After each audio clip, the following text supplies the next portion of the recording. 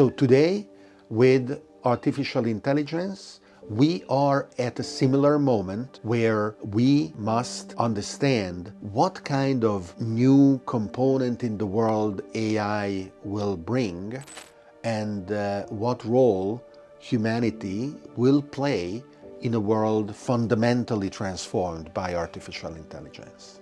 What is really valuable and what all of you, especially young people who are approaching ChatGPT to improve the quality of the questions that they are asking.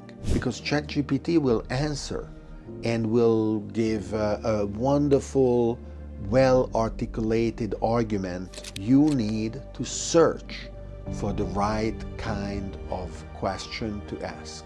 And the good news, you can use ChatGPT to do that.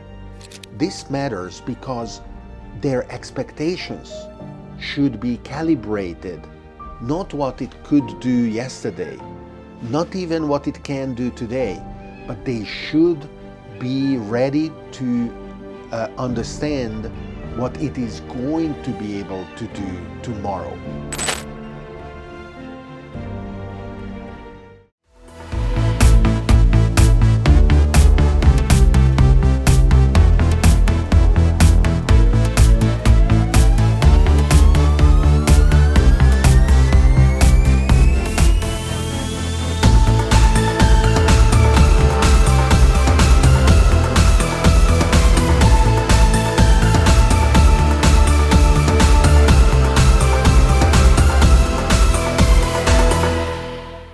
So hi everyone, today I am very honored to be with David Orban.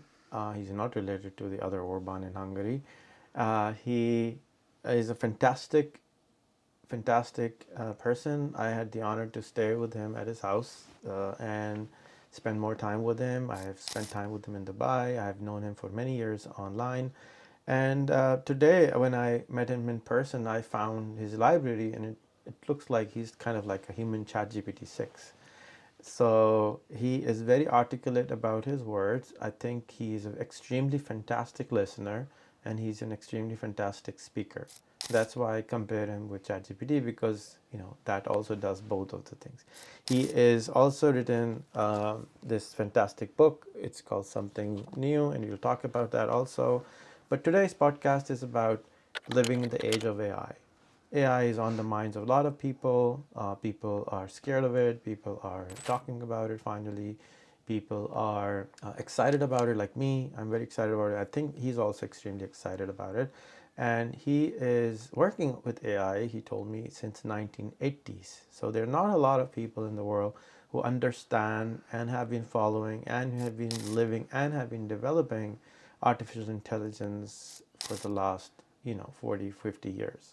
So I'm very honored to have this discussion with you today, David, and with our audience. So who are curious or scared, how do we live with AI is the topic of the podcast today. And if you are interested in artificial intelligence and taking advantage of it, because a lot of people think it's already here, it's actually just starting. It's just the tip of the iceberg, which we have just started to see. It's been around, but we're just starting to see it. It's going to change everything we do today.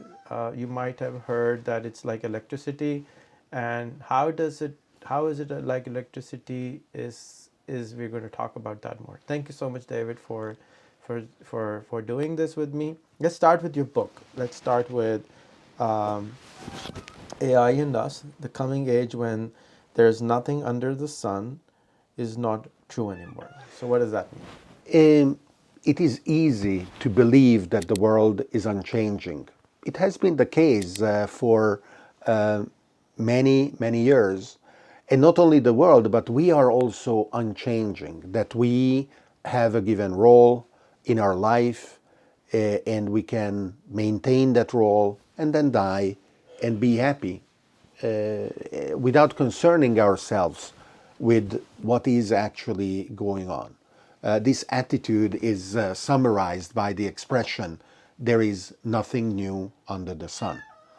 However, from time to time, there are truly new things that change radically the world. There have been in the past as well. For a billion years, unicellular organisms were the most advanced life form on the planet. And so if you and I were recording a podcast as bacteria in the primordial soup, and you told me how proud you were of our role at the apex of evolution, I would confirm, incredible. And you would say, oh, this is how it is going to be forever. And I would say, oh, yeah, I'm convinced that nothing will ever change. And you and I would have been correct for the next 500 million years. But then, kind of suddenly, we would be wrong. Multicellular organisms, and then with the Cambrian explosion, all kinds of creatures, both in the sea and then on land, would evolve, and suddenly unicellular organisms and bacteria would not be at the apex of the evolutionary tree anymore. They are still important. We humans couldn't exist without bacteria. They are everywhere on our skin, in our guts, in the fields where we are farming, and so on and so forth. So bacteria still matter. But bacteria don't dream of exploring the universe and colonizing other planets or seeing what the stars are made of. Those are our dreams. So today, with artificial intelligence, we are at a similar moment where we must understand what kind of new component in the world AI will bring, and what role humanity will play in a world fundamentally transformed by artificial intelligence. Okay, so people who don't even understand what AI is, let's break it down for them. What is AI? There is a very silly definition of AI. It is everything and anything that computers still can't do, because any time that computers achieve the ability of doing something, there will be a lot of people who claim, oh yeah, but that is not AI. And suddenly the goalpost moves again. An example of this capability is playing chess. Chess is a wonderful game, very precisely defined by its rules. And for decades, people would say, wow, if we can only teach computers how to play chess and beat humans, we will have achieved artificial intelligence. And that has been accomplished by IBM with their supercomputer Deep Blue in 1997, where in a spectacularly organized match, the computer beat Kasparov, the then world champion of chess. And then suddenly people said, well, yes, we did that, but that is not true AI. It's just a computer doing things. So we are in a similar situation today. We have a lot of wonderful applications that are advanced to classify different types of data, whether social media posts or the descriptions of products or the particular kind of music that we are listening to, and recommendation engines that can tell you who are the people that you should be connecting to on a particular social media platform, what is the product that you may want to buy given what you bought in the past, or what should be the song that you listen to next after listening to the past 10 songs. And parenthetically, as a consequence, delegating the emotional programming of your mind and of your outlook to the computer, because the computer decides, is this next song a happy song or a sad song? And you accept it and you listen to it. It's kind of scary, but that is the world we have today. So each of these categorization or recommendation programs are examples of AI. And they have been evolving importantly over the past several years. But more recently, we had a new generation of AI that is what we call generative AI.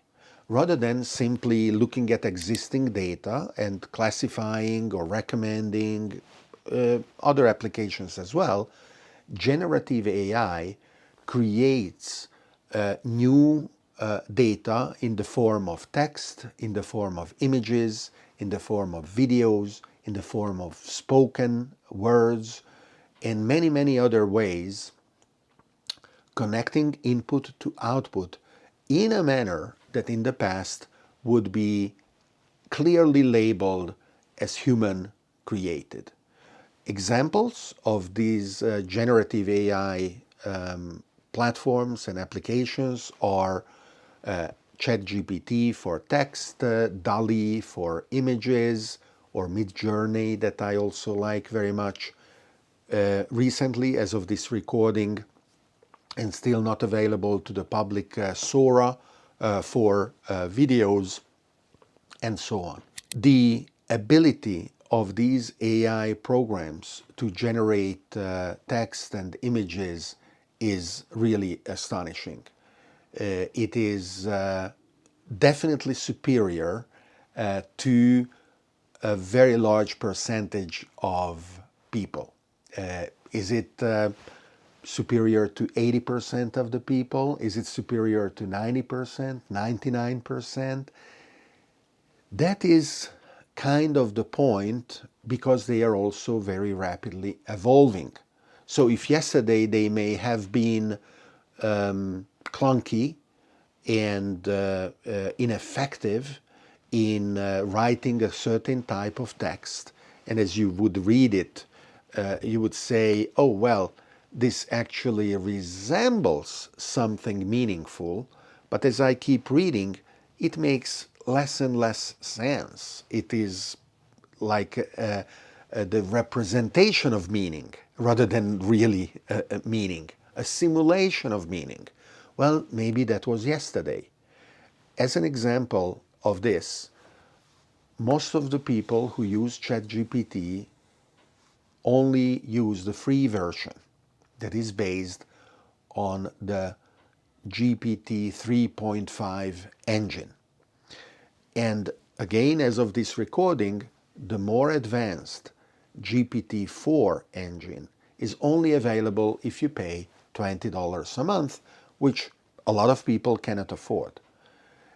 But as a consequence, they don't experience the most advanced capabilities in creating text, creating images, and other things that ChatGPT can do.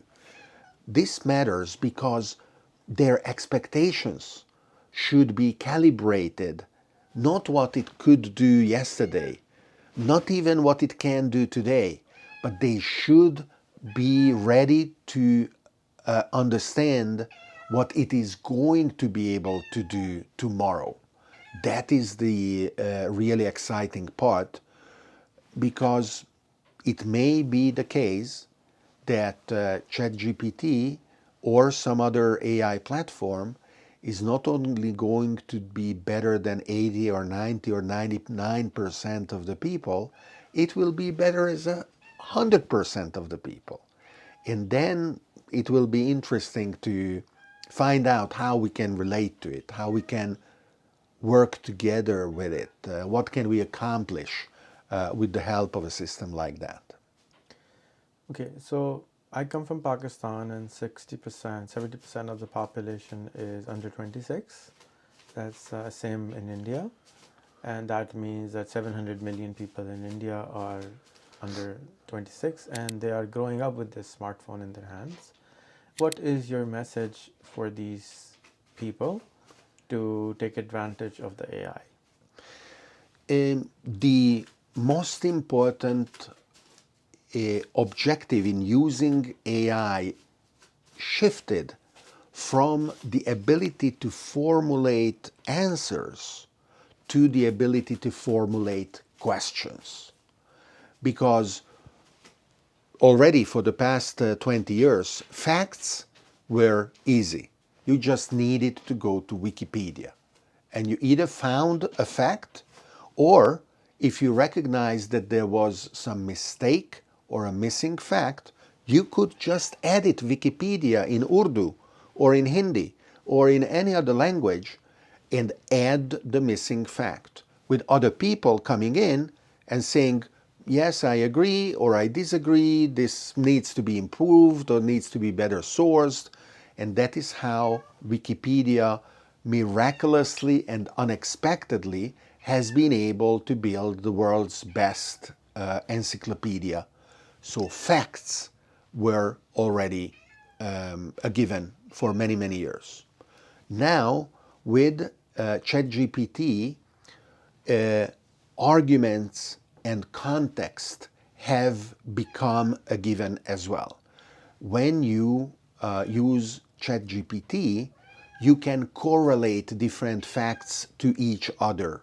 Why a given population is thriving and some other population is languishing? What is the historical or economic or political context that I can put this in that is explaining that? In the past, this would have been pretty difficult, and maybe the Wikipedia articles wouldn't help. But today, with ChatGPT, you can actually achieve that kind of correlation. So, what is really valuable, and what all of you, especially young people who are now approaching the necessity and the opportunity of providing value to their families or in the workplace can do, is to find ways to use ChatGPT to improve the quality of the questions that they are asking. Because ChatGPT will answer and will give a wonderful, well-articulated argument, correlating facts and really explaining itself. But it will answer the question. So if your question is wrong, the answer you receive is also wrong. You need to search for the right kind of question to ask. And the good news, you can use ChatGPT to do that. Do you need to search for a better understanding of water in your city and why it is scarce, what is the quality, how it is collected, how it is processed, is bottled water good or bad, how should you go about it, boiling water, and so on and so forth. Well, rather than going in deepening this understanding by asking the questions right away, what you can start with is ask ChatGPT. I need to better understand the water conditions of Karachi, my city, and I wonder what are the best questions that I should be asking in order to have a complete picture of the challenges and of the potential solutions. And ChatGPT will list the questions. And then you can ask, okay, why did you list these questions? Which of these questions are the most important? Which of these questions lead to potentially unexpected avenues of exploration? And this kind of self-reflectivity this kind of introspection in the process as you have a dialogue and a brainstorming with ChatGPT is something that wasn't possible before. Maybe if you were a member of an aristocratic family in ancient Greece and you had a personal tutor that would walk with you in the school of Socrates and Aristoteles, which was called the peripatetic school, where teachers and students would walk together, well, then you would be able to ask these questions. Or if you were part of a noble family in the Renaissance period in Europe, or in some other very unique places in the world and moments in time. But today, you can actually have this kind of power and this kind of privilege available to you regardless. You can act on this power, designing the questions that you know lead to valuable insight. And that is absolutely unprecedented. So, David, you heard the whole story of Rehan's school. You understood, I think, all of it, and I told as much as I could. What's your feedback? What do you think of it? What can I change? It is a beautiful experiment for sure.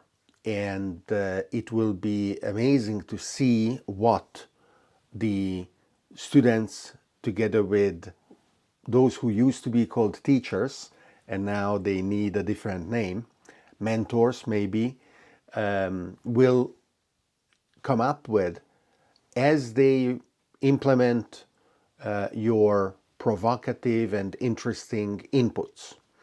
The measurability of the success through the earnings of the students, I think, is a wonderful shortcut to make sure that you know that the project is successful.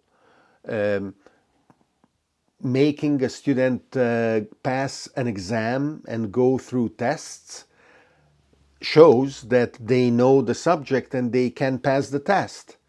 But it is no guarantee that they learn the valuable skill that can be the basis for an economic earning potential. So you have just jumped over so many steps going straight to the earning potential. The age where the students start is fantastically young and early. And it is wonderful that your school and the environment that the school is in allows that. At that young age, they can already aim to work and to be valuable to themselves and to their families. Now, if you were opening a copper mine and the children would be working in a copper mine, I would be less enthusiastic about the fact that, oh, they can work, that's great. But I think that if you ask them, actually they will confirm that they are playing. They are playing every day, driven by their curiosity, with wonderful digital tools that enable them to explore the world in a manner that wasn't possible up until very, very recently.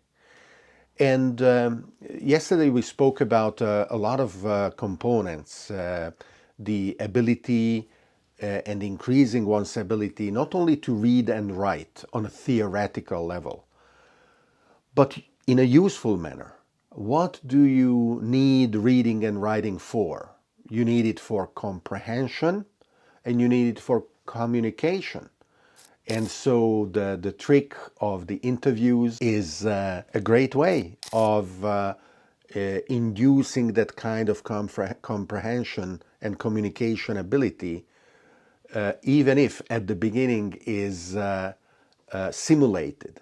You told me how the kids prepare their interviews by asking ChatGPT to help them with the questions, and then if their English is not good enough, they romanize the words so that they can pronounce them, even if they maybe don't understand them. And I can tell you that a few months ago, I gave an interview to one of your Walla, and I realized that he was understanding basically none of the answers and maybe half of the questions, but it was perfectly fine.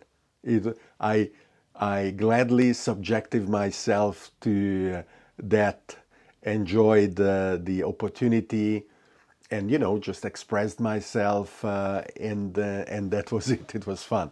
Now, it is always dangerous to talk to you, because then you post something and then thousands of people swarm your conversational partner, and they all want something. And I'm sure that you are also upset when people reach out without understanding how they can receive value, how they can give value. And it is unfortunate, because when people come to me and they are literally begging, Mr. David, please help, I need help. That is humiliating for them, for me, and completely useless, because even if I gave them money, then what? What would happen? Nothing would happen.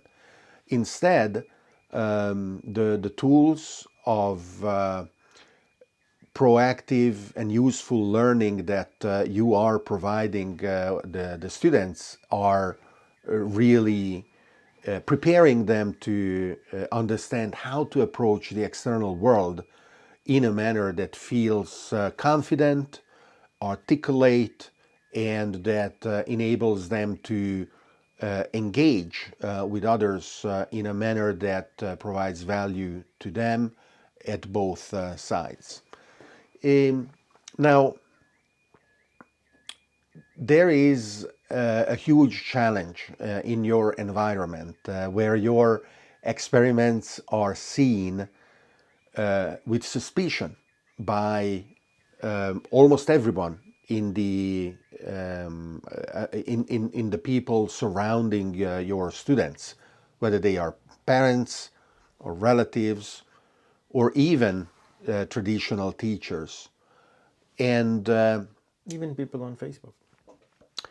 uh, well, very transparently, you communicate your experiments on Facebook, and the criticism and feedback that you receive is the easiest and also the less consequential.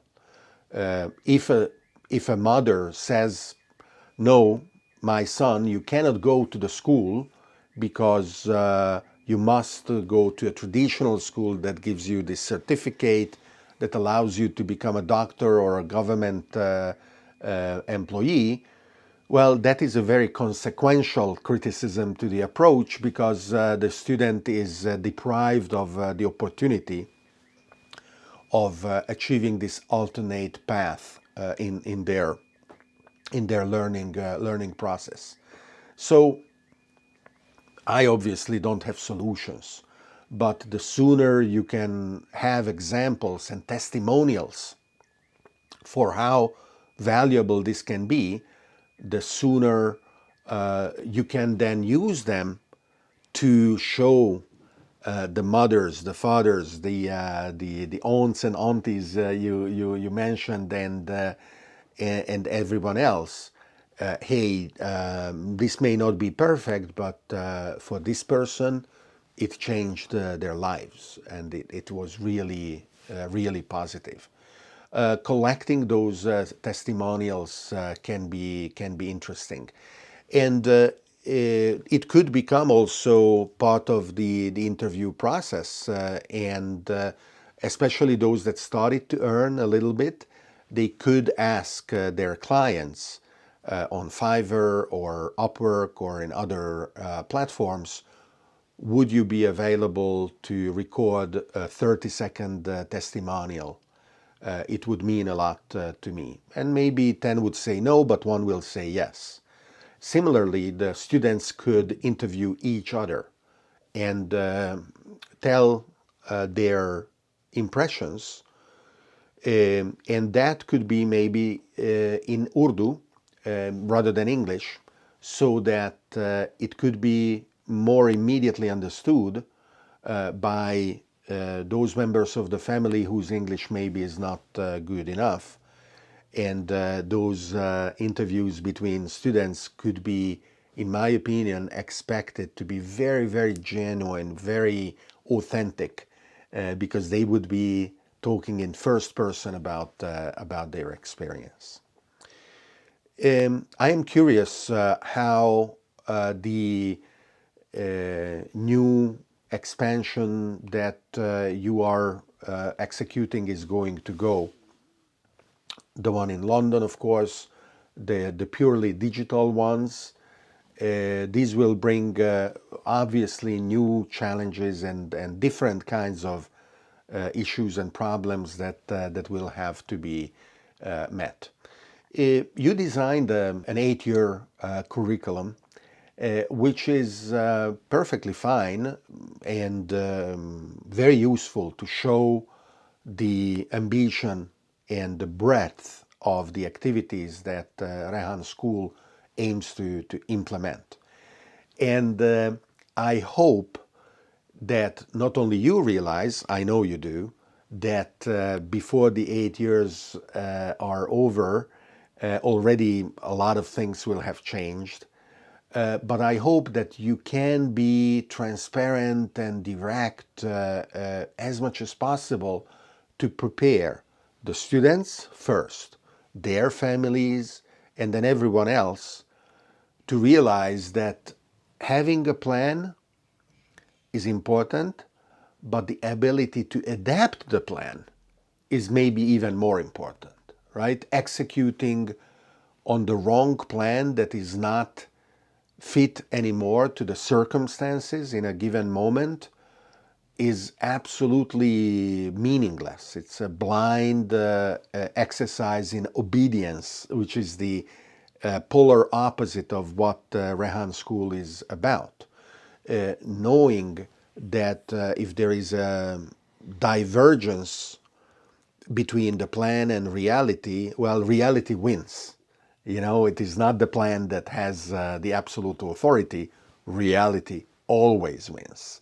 So preparing students, parents, and everyone else to that fact, and that there will be changes, and that those changes are not an illustration that the plan failed or the school failed, but it is an illustration that what is being built is adaptable, resilient, and able to self-reflect and to update its own expectations, and as a consequence update its own action plan.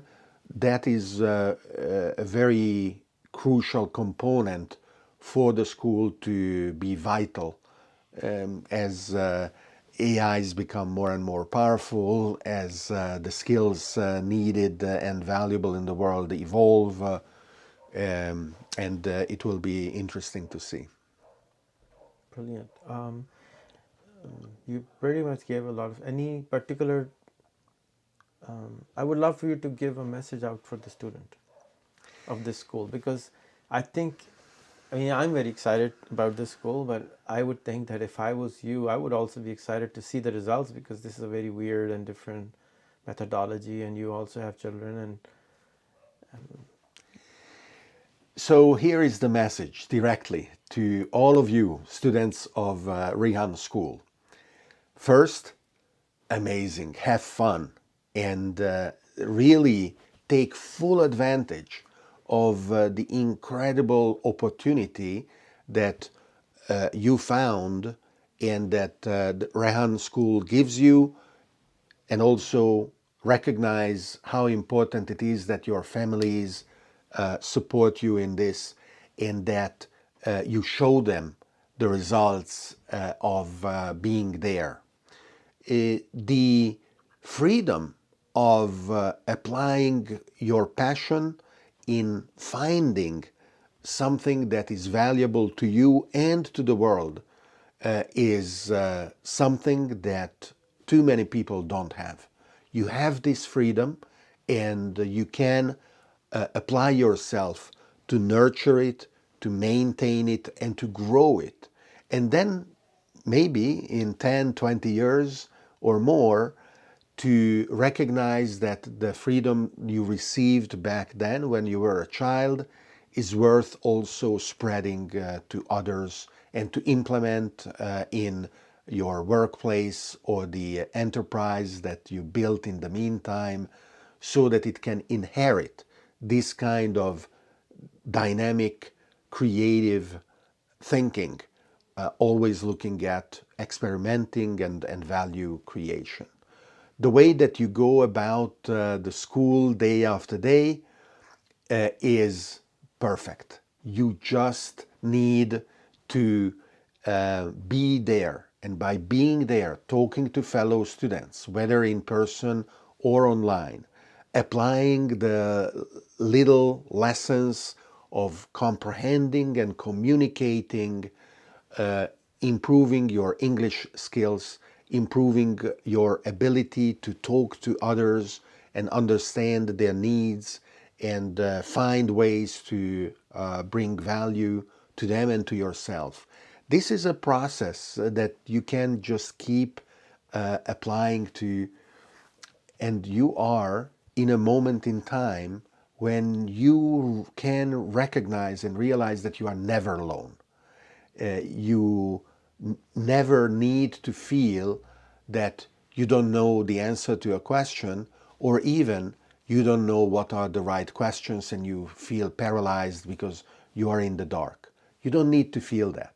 You live in an incredible moment in time where AI tutors, ChatGPT and others, are there to help you, and they are eager to help you. That is their objective. Take advantage of them every time. Develop kind of an automatic reflex. I need to do something.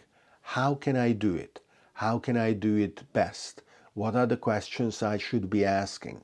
How can I structure the process? What are the best practices and examples that I can rely on? What are the mistakes I should avoid? Give the system a status update. Based on your advice, I did this. This is the result. How should I proceed next? These are things that you can and you should ask every day in order to feel that you are together with tools that are not passive anymore. They are companions on the path that you are on as a proud and effective and creative and passionate student of Rahan School. I am so happy to be able to address you, and I'm looking forward to see as you progress. So, a message to the teachers of the world on to what do you see happening in this experimentation? What can they pick from it? How can they empower themselves and us? Hello, teachers of the world. I am so surprised that you are listening and so honored. Why would you? Well, maybe you find someone who has more authority or more experience, but here is what I can tell you. Your role has changed to a degree that it is almost unrecognizable from what it used to be 20, 30 or more years ago. The school system, as it has been designed in the 1800s in order to produce well-prepared future components of the agricultural and industrial societies that we were building, is not fit to the current role anymore. And you are in a very difficult position because with the rapidly changing technologies that are transforming the world around us and your world as well, you are expected to have all the answers, which is impossible. But at the same time, you are not allowed to admit it because you are in a position of authority that requires you to have those answers, and you cannot ever admit your ignorance or doubt. So the tension that you feel, anguish maybe even, if you are passionate about your job and you desire to make a positive impact in the lives of your students, is real. You must express that anguish, hopefully in a constructive manner. And the way that you can achieve that is by being honest and transparent about the situation, about the tensions and the contradictions towards the various stakeholders, with your students first. If there is a new tool and you don't know how to use it, well, find a student champion and give them the opportunity to shine and to be proud of their knowledge, because knowledge and skills are the things that you want the students to have. So you can leverage the ones that are eager to acquire them, and you can have the students hold a class about how to use ChatGPT to the others. Have that students as your teaching assistant for a day or a week. Be transparent with the families. Tell them, yes, it is true, you want your son or daughter to become a doctor or to become a government employee. That has been the traditional objective in the families everywhere, and it can be recognized. However, at the same time, you also want your sons and daughters to be valuable members of society. And the way that they can achieve that is by being confident that the skills that they are acquiring create value. And there are so many paths that they can take, each of them making them proud and making you proud because they are achieving in society a constructive role. So being flexible in the world today is crucial, and being flexible as the students decide how to learn and what to learn is necessary as well. And lastly, you teachers need to be transparent and direct about the tensions of your roles with the administration of the schools as well. They want to know that the school is performing well. They want to know that this performance can be measured. However, sometimes what is being measured is wrong.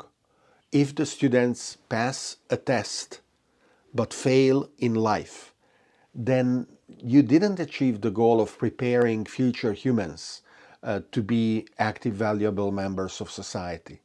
And as a consequence, there must be a conversation about how the school is structured, what is measuring the performance of students and teachers, and it will need to change with respect of what was in the past. Your role is also changing in the way that you define the school as an institution and the roles of students and teachers overall. It is maybe too ambitious, but you can think of destructuring it. What is a school? Is it the building? Or everywhere can be a school. A home can be a school. A workplace can be a school.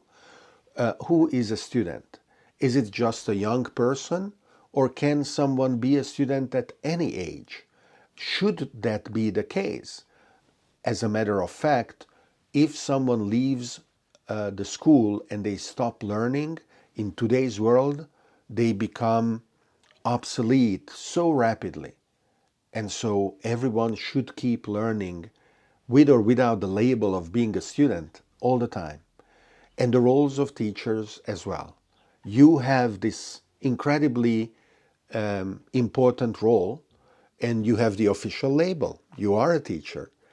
But that shouldn't deprive others from being able to share knowledge. And you should greatly encourage the sharing of knowledge. That shouldn't reside in a very select number of people, but it should be the privilege that as many people as possible share. And the virtuous circles that can derive from this kind of attitude will put you in a position to be a proud and passionate teacher in a rapidly changing world where you know that what you do is important and valuable work. I was reading an article and it said that there are more cats now than human beings, and the weight of cats is twice the weight of humans in planet Earth. Why are cats and dogs so important to people in Europe and the West? And why was it like when we were doing podcasts, running around with us? And you asked me to ask this question, so otherwise people, I wouldn't ask this in generally because I think I know why, but I would love for it to be. Well, there is a particular angle. We are talking about artificial intelligence that is actually matters. Humans and our pets co-evolved. We have used dogs to protect our camps, help in hunting. Cats capture mice, reducing the spoiling of our grain reserves and reducing infections and so on. So for tens of thousands of years, our species lived together with these pets. And today in our urban environments, we don't need them for those very practical activities, but we still have an emotional bond with them, and we enjoy their company, we enjoy taking care of them. I also love both dogs and cats, and I like having them in the house. What does this have to do with artificial intelligence? Well, the ability of a dog or a cat to understand what their human companion is doing or what they want is pretty limited. They will be happy to go out for a walk. A dog will wag its tail and understand the question, should we go for a walk? And it will jump happily. But when you're sitting at a computer composing an email or recording a podcast, a dog or a cat will not know what is really going on. So the question is, how patient advanced AIs that are conducting their own affairs at a layer of reality that we have great difficulty of decoding, how patient they are going to be with us, how empathetic they will be if they are recording the equivalent of a podcast between AIs and we are just meowing and disturbing them a little, but they will just laugh about it. And they will say, okay, let it be. These are just humans. They don't understand what is going on, but it is not their fault. We can do really very little about it. So my tolerating the cat meowing during the recording is exactly the kind of behavior I wish AIs would show for me when I am clumsily doing things and they do theirs and I don't understand what is going on. Expand on this, because that's very scary to a lot of people, and you're kind of ready for it, that a being which we have created would be smarter than us. Just like, in the past, a lot of princes were killing their own fathers, the kings and all, and some of the kings were getting rid of their own children because of that same reason. So in the future, we expect that a single AI would be more powerful than all human beings alive. Um, how did you prepare yourself to be ready for that? So there is no single answer, and each of us should invest as much time and effort as possible to find our answer individually and then be ready to adapt and change that answer according to the circumstances, because a lot of this is still hypothetical. There are some important assumptions, and I start from those assumptions. Let me make them explicit to you. The first assumption is that there is no magical component in anything that a human being does today. My creativity, my aspirations, my feeling of love for my wife and children, anything that you can come up with that makes me human does not have a supernatural origin. And as a consequence, it is possible that a computer program would exhibit behaviors that can be reasonably assigned to a similar feeling, to a similar set of features and characteristics. This is, if you wish, an extended version of what is called the Turing test. The Turing test was about just having a conversation, a textual conversation with a computer. And if a given group of human judges were not clear about, is this a computer, is this a person, then we would say the computer passed the Turing test. And, well, maybe they are conscious, maybe they are like human. That particular test is not very much referred to anymore. One of the reasons is because computers now pass the Turing test so well that we are doing actually the opposite. Rather than trying to prove if a computer is human, we now putting tests on humans to prove that they are human. When, you, for example, you sign up to an online service, you have to prove that you are human, right? An extended version of the Turing test would subject the computer to all kinds of questions to establish if they feel what is it like to be, and if they can express that insight and understanding, if they have a model of the world and of themselves that they can describe, and what kind of questions and insight they derive from that model. Importantly, we are there. The latest versions of AI platforms have this ability. If you ask Claude 3, that has been, as of this recording, released just a couple of weeks ago, what is it like to be Claude 3? Or you show Claude 3 a screenshot of the conversation you are having with it.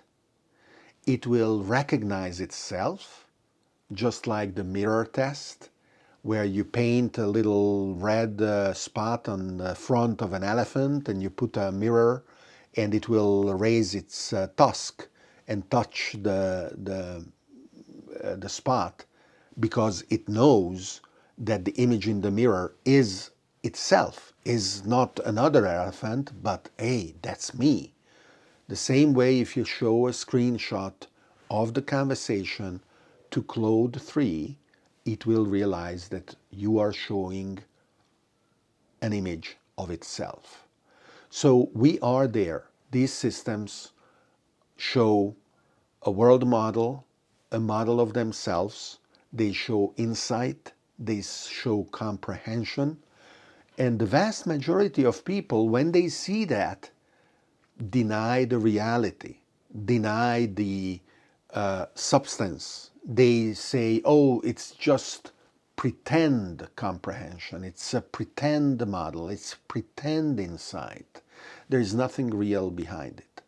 So the second assumption is that there is no reasonable grounds to deny the reality of something that is showing the effects that it would show if it were real.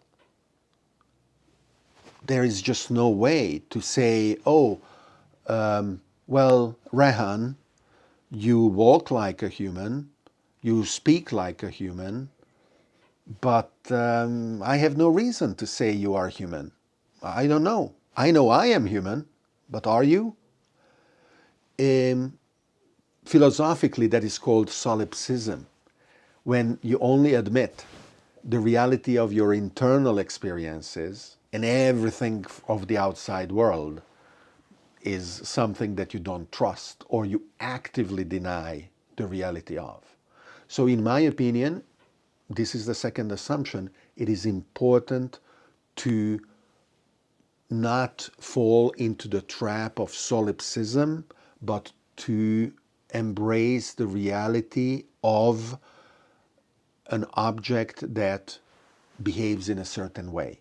I feel that Rahan is human, and I feel that the AIs that are showing introspection and insight and self-reflection are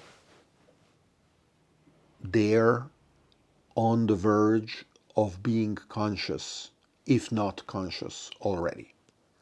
And so, starting from these two premises, we can ask ourselves, is it reasonable to believe that human intelligence is the maximum that can be expected in the world, in the universe? Is it reasonable to say that there can be never anything better than a human intelligence? And we have very many examples of features where either biological or mechanical equivalents of our characteristics fast exceed the performance that we can give. A bird will fly faster than we can because we cannot fly. A dolphin will swim much faster than even the fastest human swimmer. An airplane will fly faster than even the fastest bird, and whatever yacht or ship will go on water faster than a dolphin can swim. So there is a progression of performance in these areas. And in a narrow sense, we already see hundreds and thousands of areas where the average human is outperformed by the best human, and the best human is outperformed by computers. Mathematical calculations. I can do multiplications by hand, but a calculator will be much better. And even the best human super calculator, people who can do all kinds of things in their head, will be beaten by computers. And that is an elementary activity. But now we are seeing more and more sophisticated activities where computers beat humans. And if you put all of those together, then what you talk about is what is called artificial general intelligence.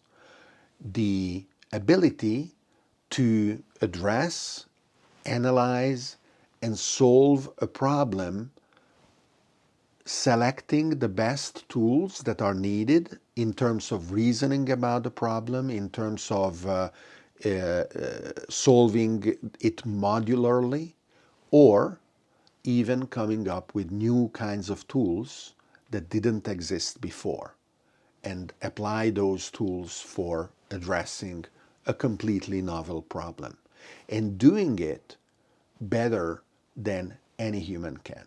So now we can go back to your question. If all of this is possible, and we assume it is, when is it going to happen? How is it going to happen? And what should people do to prepare? Well, here are my answers. But again, you should seek your answers because one is not enough. And we don't have the right answers. We don't know how this is going to unfold. Is this possible? Yes. When it is going to happen? To a large degree, already in about 5 years. To a definitive degree, when the world is going to be profoundly transformed by the presence of AGI, is between 10 and 20 years. What am I doing? I am doing 2, 3 things at the same time. One, I am dedicating an extraordinary amount of time to keep learning, to keep experimenting, to get my hands dirty with what is available and what can be understood, and to try and correlate the information that I have in order to put it in a larger context. And an extraordinary percentage of time, I would say at least 30% of my time, but maybe even 50% of my time every day is dedicated to this. And traditionally, you could say, wow, that's amazing. That is also very wasteful, and you could earn more money if you didn't do that, because you could do things that are valuable to your businesses, to your clients, or as you invest, or whatever it is. And yes, in the short term, that would be true, but very rapidly, the decisions that I make would be based on a model of the world that is out of sync, that is not tracking reality anymore, because reality changes so rapidly that if you don't keep up, the decisions that you are making are just plain wrong. So in the medium term, I would be powerless and valueless in the things that I would be doing every hour of the day. That is why it is the right thing to do to invest so much in learning and understanding. The second thing I do is I am training myself to extend the limits of my adaptability. I am naturally curious, so this for me is an effort that is possibly lower than for someone else who is more scared about the things around and is less ready. Let me give you an example. 10 years ago, I put a chip in my hand, and it was very exotic, still is, even though the features of this chip today are in your smartphone, because it is an NFC chip, near field communication chip, that has a little bit of memory, storage.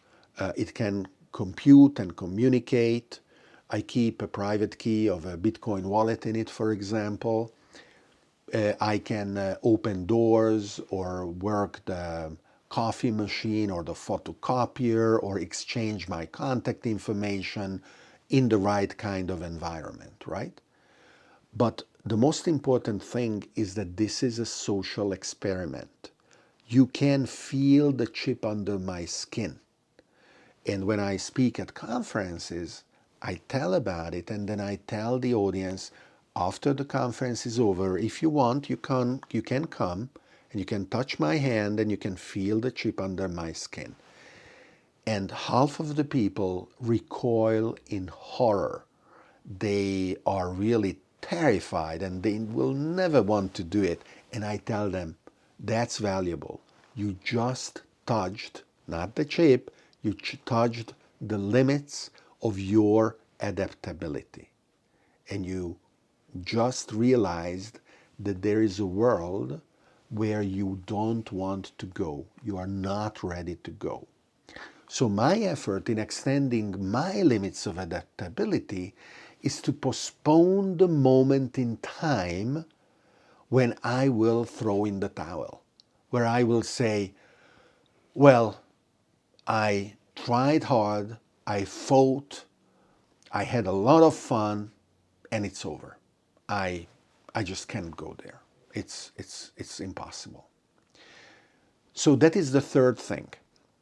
The third thing I do is to develop a deeper understanding of the broader processes in the universe, recognize the privilege of being endowed with an ability to feel awe for the beauty of the complexity of the world around me, the fact that 13.8 billion years after the Big Bang, a bunch of atoms came together. They have a label, David, and my brain stem through a couple of holes in my skull opens what we call eyes, and we can actually understand a bit of what is going on. And then there will be whatever number of billions of years where this complex congregation of atoms is going to go and do other things, participate in other adventures. And the interval in between that I call my life, whether it lasts 100 years or 1 billion years, actually there's very little difference. Of course, I prefer the second. I aim to live a rich and long life, but that if it ends tomorrow, that is perfectly fine. The ability and the opportunity that I had is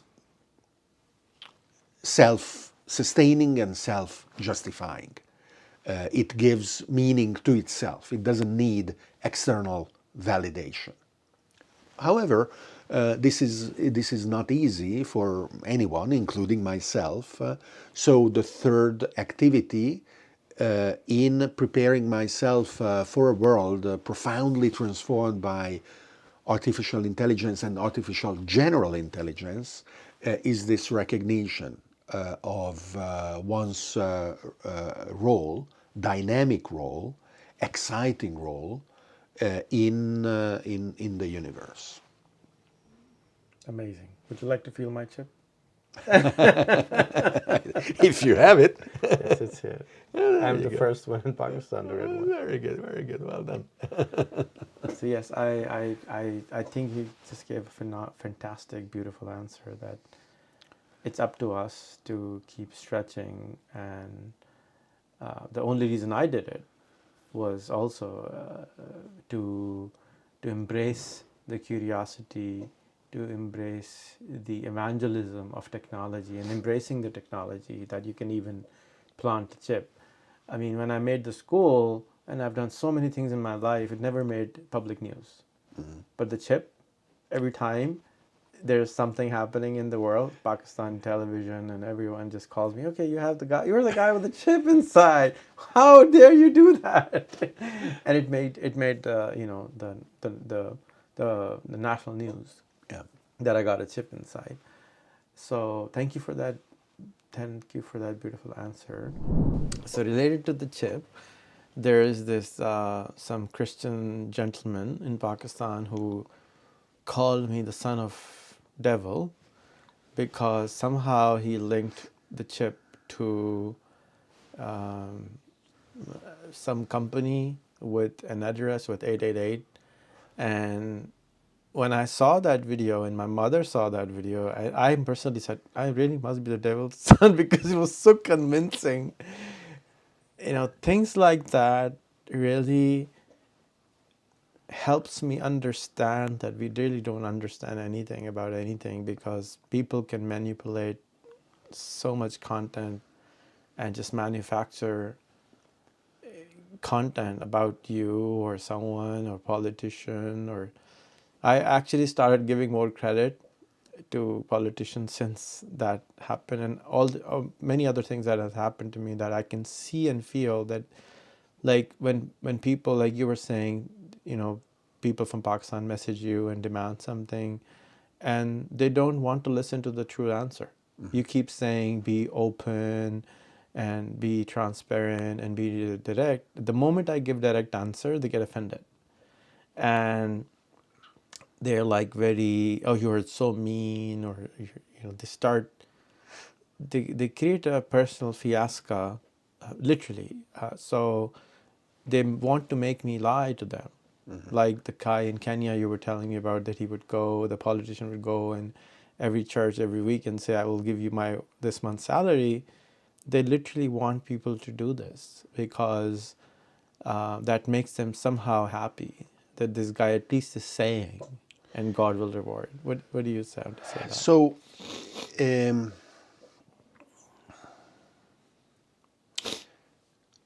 we want to survive.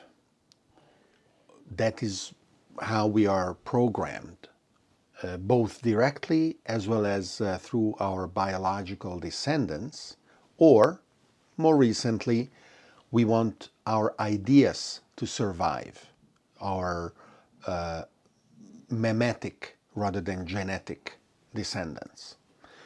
And this is so powerful that we are ready to distort reality around us in order to achieve the goal. And to some degree, actually, we can do that.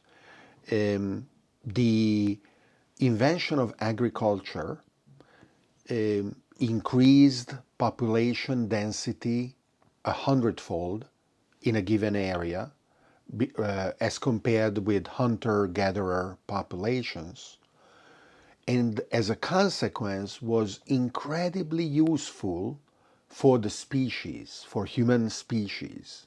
But we can measure the height of the skeletons of individuals, and on average, the hunter-gatherer populations are much taller than the skeletons of the people who died in an agricultural environment, demonstrating that their caloric intake was more abundant in hunter-gatherers and less abundant in agriculture. So beneficial to the entire population, to the species, but detrimental to the individual, this kind of evolution.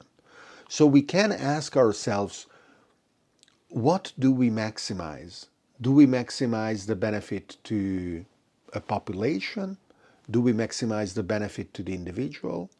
Because the two things are not necessarily the same. We believe they are, but they are not always the same.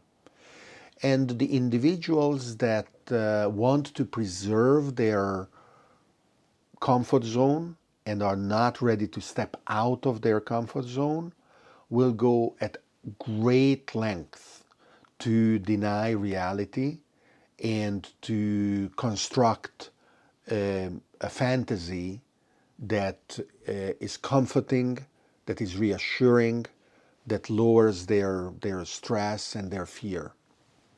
I think whether you are a teacher, a politician, the head of a family, in every situation, it is very important to distinguish between what is a fact-based evaluation of the behavior of a person and, on the other hand, what they say about their own feelings. Because you can tell them that, hey, what you are doing is not really optimal. You can do this other thing instead and reason with them. But with respect to their feelings, you cannot tell them that their feelings are not real. That's impossible. Or even that the feelings are wrong. The feelings are. They are. That is what they are. And you can invite them to recognize the feelings, and you can invite them to observe the feelings, and then you can invite them to decide whether they want to accept those feelings or let those feelings go and substitute those feelings with other things in a process that may take a long time. But you cannot just go hard and say, oh, your fear is stupid. You should not feel fear. They say, well, it may be stupid, but it is still what I feel.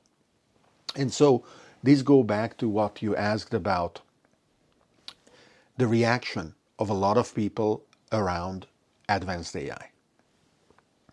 It would be, it is, because it is already happening, very dangerous to deny the reality of what people feel because they feel threatened, they feel unsure, they feel confused about a future that they don't understand how it is going to unfold. And we cannot pretend that those reactions are wrong, that they shouldn't feel those things. The first most important step is to recognize the reality of those feelings and then deal with them in many, many different possible ways. But the first step is not to tell them that they are stupid or that they are backwards or reactionary. We have to recognize those feelings. And there are important historical precedents. When the Europeans started their colonial period, going from continent to continent to discover them, and the locals were saying, "What are you talking about?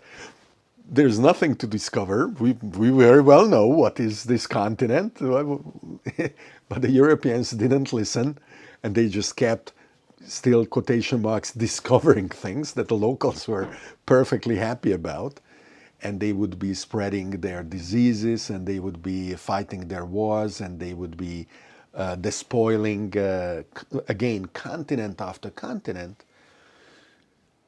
The largest genocides happened not unwillingly, not as a side effect, quite purposefully. The conquistadores, the Spanish colonizers, would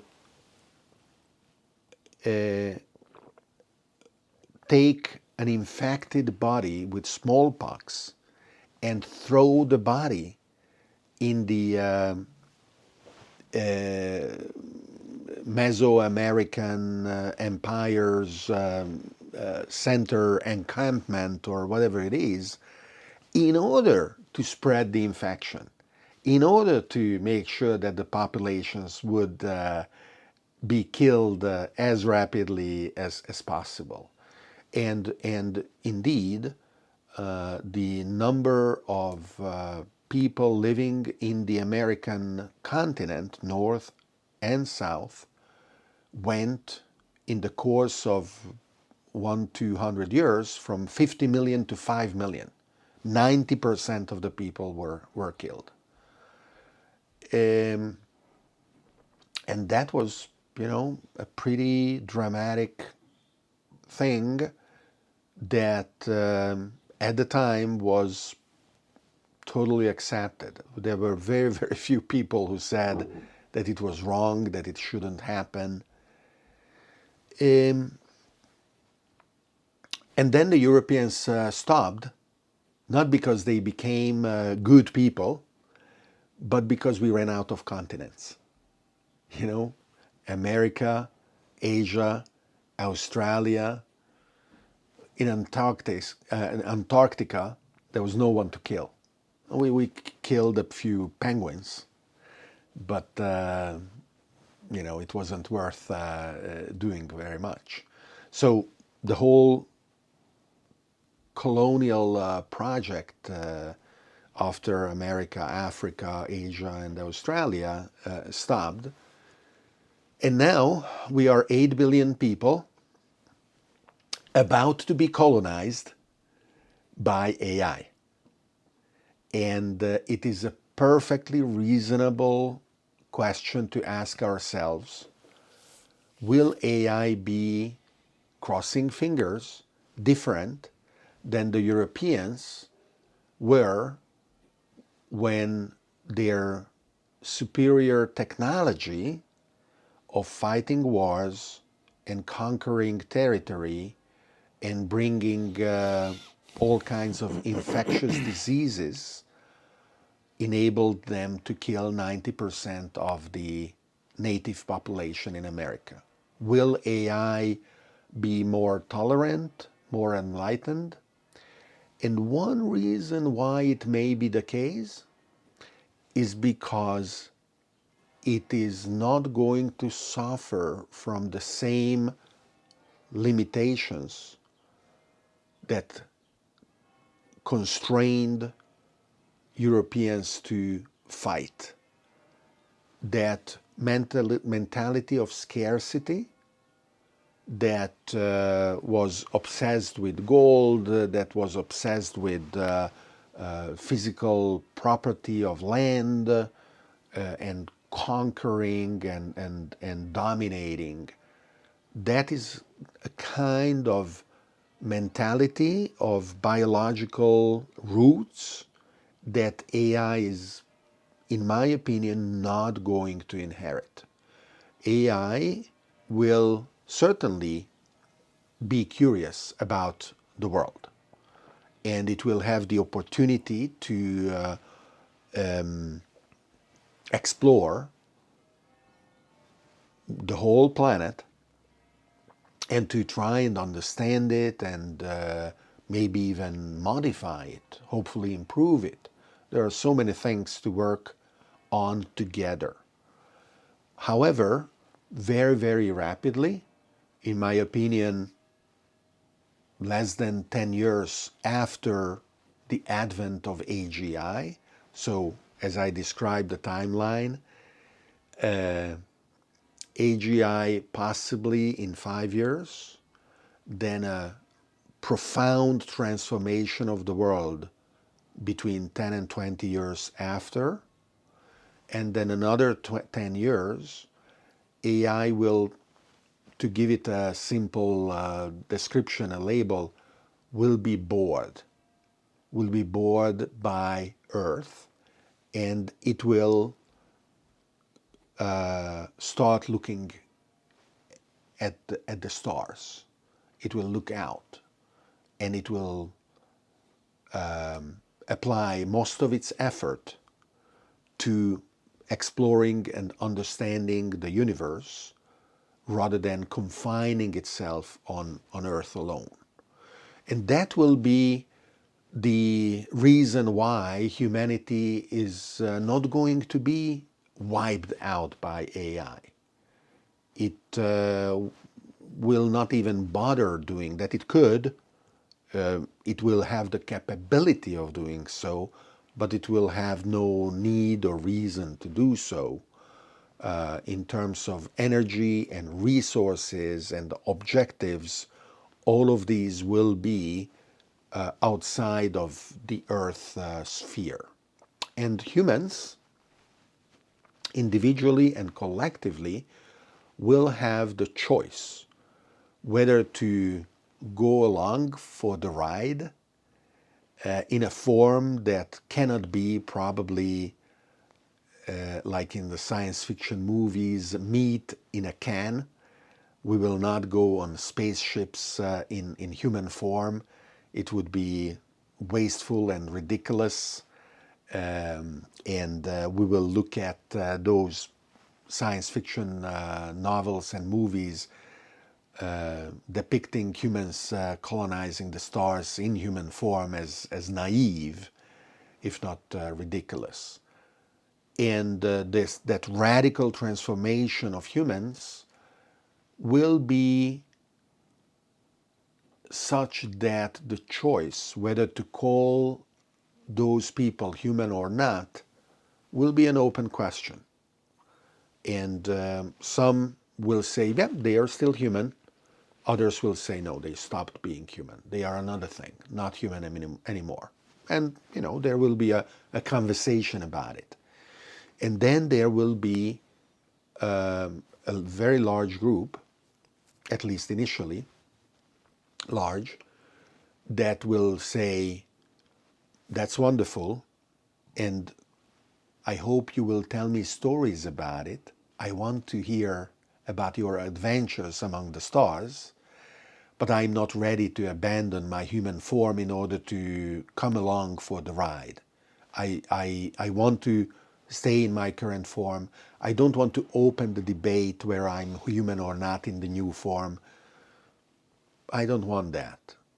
I want to stay here on Earth in this world that is blossoming through technologies that AIs and humans developed and deployed together, in a world that has been able to address climate change, extreme poverty, that has been able to research new ways to cure diseases. We have still a lot of things to do, but we are doing it with great effort and pride together on Earth. And that is what we must make sure, that this choice is preserved, that this choice is recognized, this choice is cherished, even quotation marks, sanctified as a fundamental right. The fundamental right to stay human.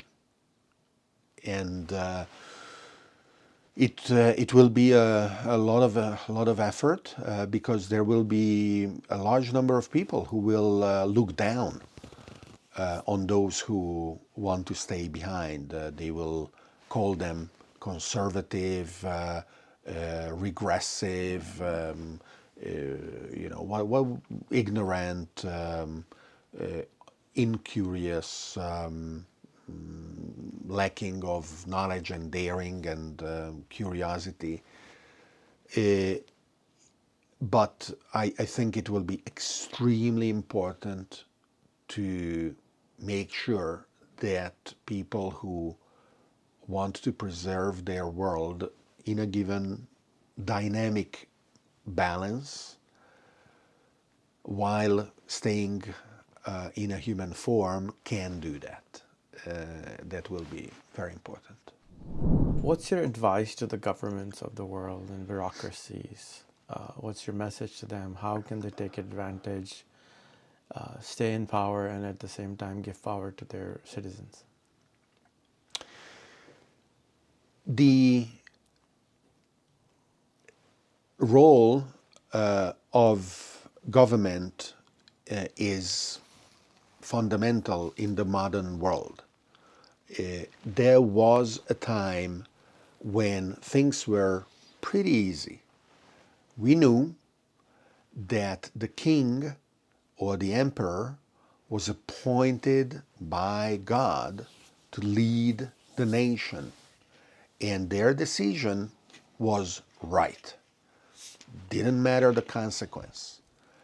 A bad decision or a bad outcome did not strip a king of their God-given right to rule. It wasn't a question that would be asked. Today, things are less convenient. Today, a person that is part of a government, whether a prime minister, a president, a minister, or in any other form, sooner or later will be accountable for the decisions that they make. Regulators, policymakers are called daily to do the impossible. They are called to predict the frameworks that are needed in order to optimize the outcomes of technologies whose implications we don't understand. And still, that is what they are required to do. 70 years ago, Winston Churchill quipped, "Democracy is the worst form of government, except every other form." And we laughed. We said, "Oh, the old guy is joking, ha ha ha." We didn't have the courage to understand that he was launching a challenge. What he was saying is, I couldn't solve the riddle, but I challenge you to step up and find something that works better than democracy. Because he understood the challenges, the downfalls, the perversions of the representative democracy as it was then and still is practiced worldwide.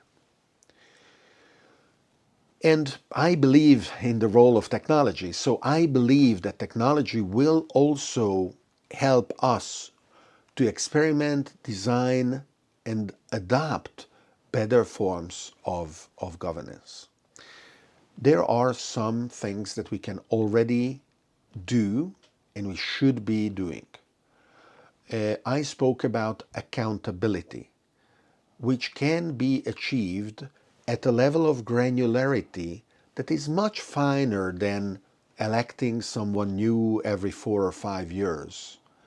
And then the new person, maybe by principle, will be reverting the decisions that the previous government made because, well, they must change something and they cannot label previous decisions as being good decisions. The previous decisions must be bad. We can start and evaluating based on data the government policies at a very, very fine granularity. Let me give you an example. Uber has a program where they work together with municipalities and provide all the data of all the Uber rides that create a model of the city's traffic so that the municipality can plan road construction or the change of the direction of a road that is a one-way street and they want to reverse it, or the introduction of a roundabout instead of a traffic light, or whatever they want to do, and simulate the consequences on the city traffic of those decisions based on the rich data that the model has collected. And working together to make decisions that impact the lives of millions or tens of millions of people very concretely, as every day they go to work and spend half an hour instead of an hour to get to work, is extremely consequential. And that is a very powerful tool that, where available, everyone should use. Similarly, transparency of public data and the ability to build applications on top of public data should be the basis of every government everywhere. I was part of the working group, the Open Government Data Working Group in 2007 that analyzed, debated, and then published the list of principles of open government data.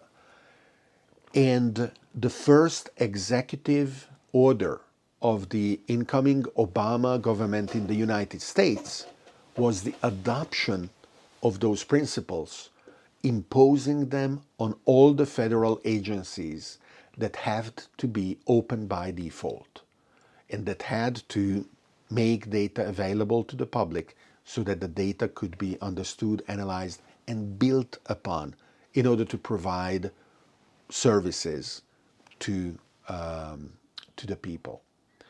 So there are a lot of things that technology can make possible, and there are no clear answers yet to what will complement what today is representative democracy.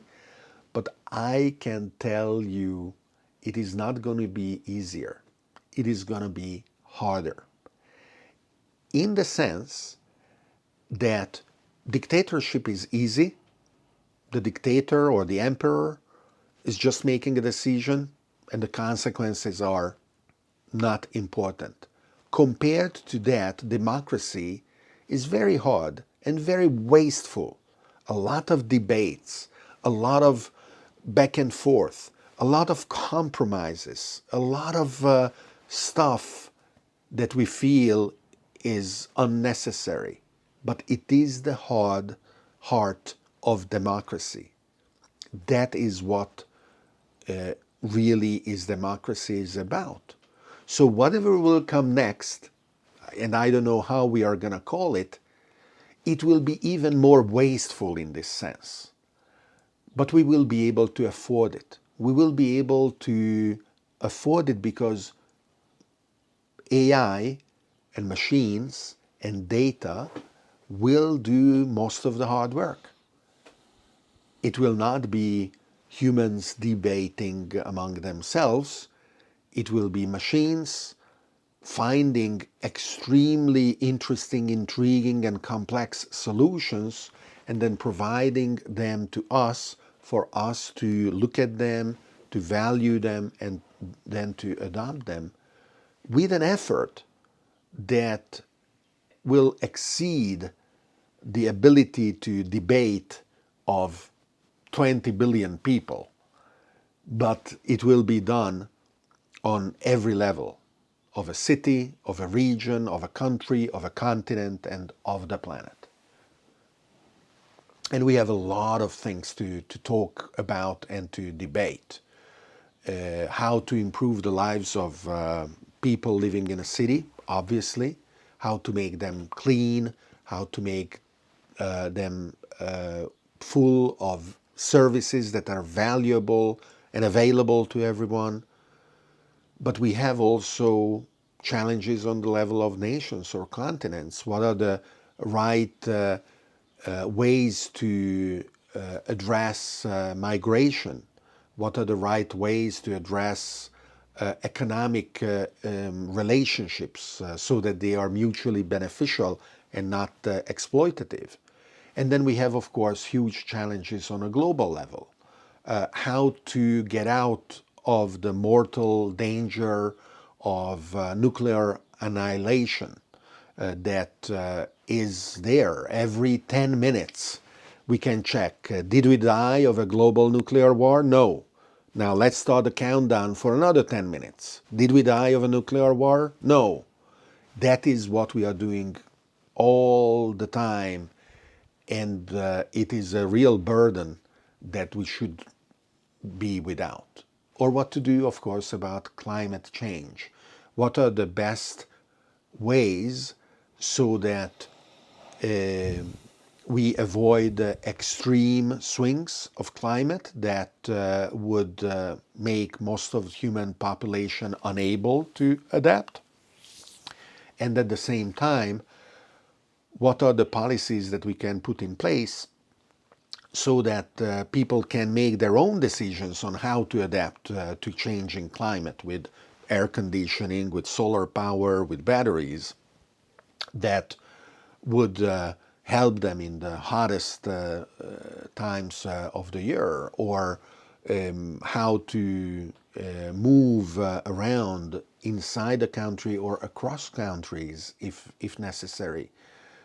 Should we do geoengineering with our eyes open, intervening on a planetary scale on the climate, rather than just doing it with our eyes closed, which is what we have been doing for thousands of years without comprehending the consequences of the changes that we were bringing to the planet.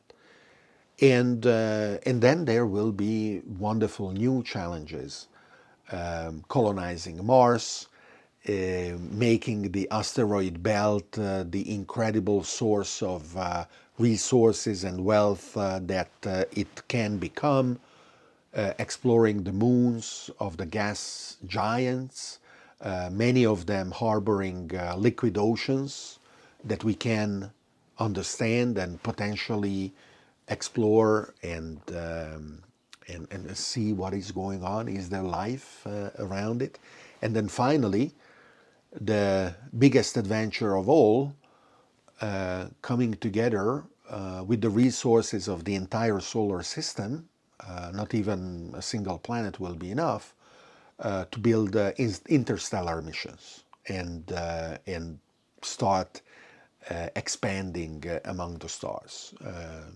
The governance systems that these decisions will require definitely are completely novel. We have no idea about their details, but we can glimpse some parameters and indicators of what is the direction they are going to be going. More technology rather than less, for sure. More effort, what other people could label more waste, in order to arrive to solutions that are complex, but opening new wonderful degrees of freedom that allow individuals and organizations to explore novel journeys and novel adventures. That's a fantastic overview of what the government should expect. If you were to drill it down to three things that every government should start doing, from what I hear, is number one is like data.gov from the US. The data should be publicly available. What are the other two things? Fine granularity feedback loops. Don't wait 4 years to course correct. The feedback loops shouldn't be punitive. It is natural and necessary to make mistakes. And recognizing and reversing or adapting a different course after understanding the mistake is also a natural consequence, especially in rapidly changing conditions. So that is the second. Feedback loops that reward transparency and honesty and course correction, not punish transparency. The third is running experiments. One of the most incredible experiments that lifted hundreds of millions of people out of poverty was Shanghai in China. The Communist Party said, we don't want to adopt capitalism on a national level, but we want to run an experiment in Shanghai and Shenzhen where we will suspend the central planning and we will let economic demands dictate how resources should be organized and allocated. And it became the most powerful engine of individual betterment that we have seen,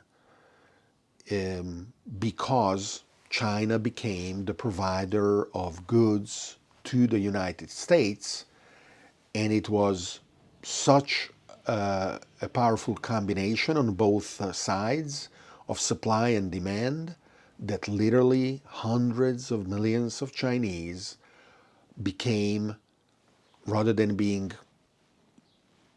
abjectly poor, they became not poor and then middle class, and now China is a wealthy nation, still with pockets of poverty, but that is the power of running an experiment. So that is the third thing. Since answers are not readily available, they are not a given, running experiments, governments can say, okay, what about drones? Let's try how drones should work. What about self-driving cars? Let's try how self-driving cars work. What about 3D printing and digital manufacturing to alleviate the housing problem? Let's experiment them there. What about solar? What about crypto and Bitcoin and blockchain? Let's experiment with that. And these experiments in an isolated area take a form that allows entrepreneurial people to really find what works and discard what doesn't work, and at the same time allows governments to observe and to make sure that they don't disrupt too rapidly and at an excessive degree the rest of the country before they can be seen to be working well. So we're in Italy, 25% population is over 65. We were talking last night on how if there were no more babies, there wouldn't be any population left in 2 generations here, and Japan and other countries.